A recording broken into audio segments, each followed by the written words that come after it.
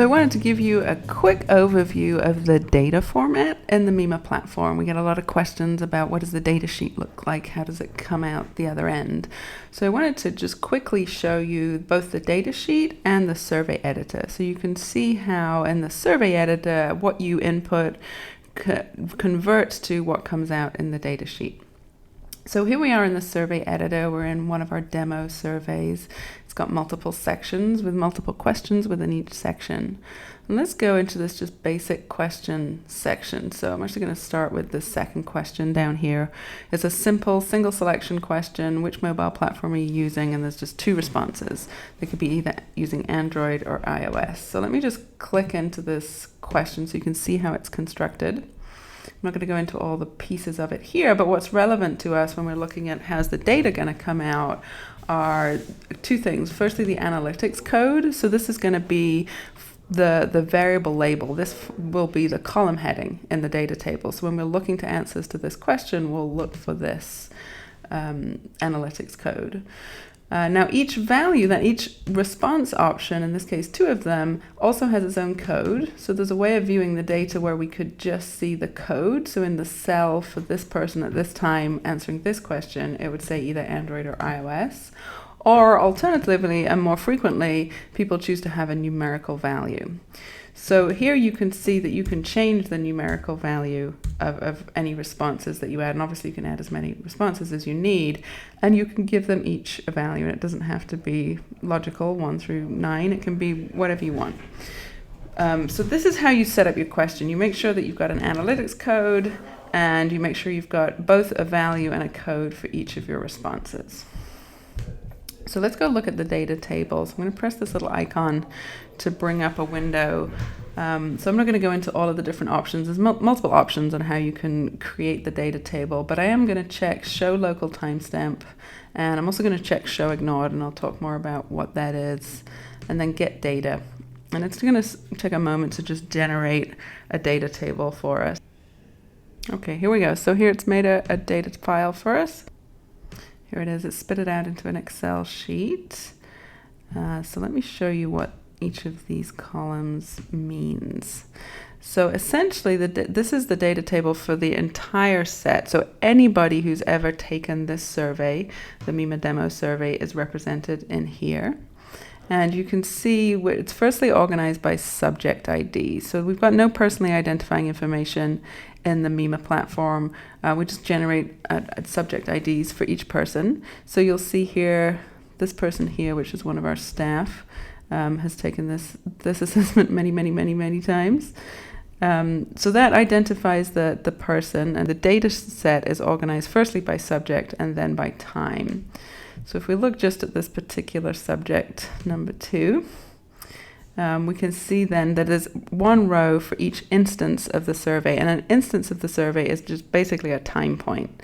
So this instance of the survey was taken on January 28th, 2016 at 2 o'clock in the afternoon. So we've got this other column over here, this first column, which is the instance key, which is just those two data points put together. So it's the subject number plus the timestamp represented in Unix time, which is in this cell. And then it's just the same timestamp transferred to human-friendly format right here. So you don't need to worry too much about the instance key. That's really for us to keep track of things. You're going to be interested in the subject ID number, then the timestamp in either Unix time or local date time. I'm going to come back to what this column means. The survey ID is just the ID of the survey in the mEMA platform, because you've probably got multiple surveys you're working with. The time zone offset tells you in minutes which time zone they're in, basically. So at this point in time, this person was 300 minutes behind GMT. And then we've got our questions. So each column is one of the questions in the survey editor that we just looked at. So basic questions is just the section heading, so there's no data in there. This was the first question that we skipped over. This was the question that we were looking at, iOS or Android. So you can see that's the column heading. And then you can see for those people that answered that question, there is simply a 1 or a 2. And I don't remember which was which. Let's go check it out. So, okay, so 1 is Android and 2 is iOS. So you can see that from here. So that's how the simple single selection questions work. Let's look at something a bit more complicated. So these are all, let's see, so here's a multiple selection question. This one actually has images in it. So this is one of our demo questions. So there's 4 responses, and they've each got an image attached to this. This is the name of the image file. And then there's a code and again a value.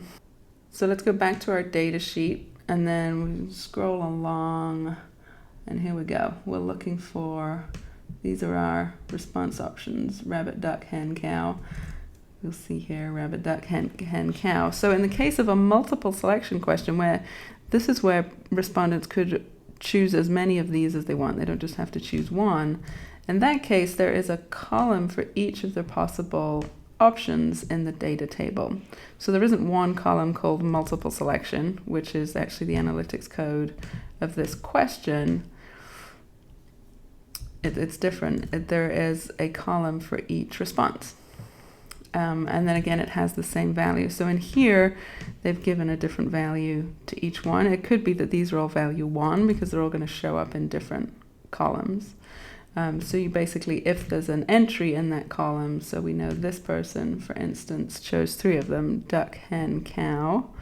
And we can go back here and see that this was person number 2 on October 27th, 2015. So that's multiple selection questions. Let's look at these time questions. So this question is right up here. Bedtime, I think it is. Yeah, it's a time question. And this shows up as a clock on the mobile app. So they just enter a time, and it is called bedtime. Right, so this one has created 2 columns. So this is a feature of this particular question type, the time. In the first column, it gives you, again, the human-friendly, readable time that they selected.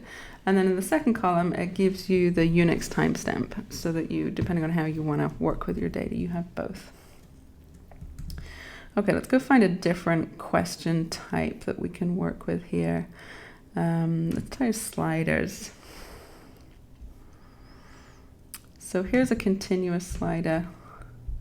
There's actually 2 of them. And because there's 2 of them, there'll be 1 column for each in the data table. So let's take this one. This is on a scale of 1 to 100. So I'm just going to go and do a find here. And there we go. Here's the column for that particular slider. And it's a scale from 1 to 100, which makes sense. Then we've got numbers between 1 and 100. And again, if you're interested in any one row, you can identify it here. Okay, so let's go back and talk about that column that's called ignored. Oh, I'm sorry, it's called has data, but when you create the data table, you check a little box that says show ignored. And this shows up in this column, has data.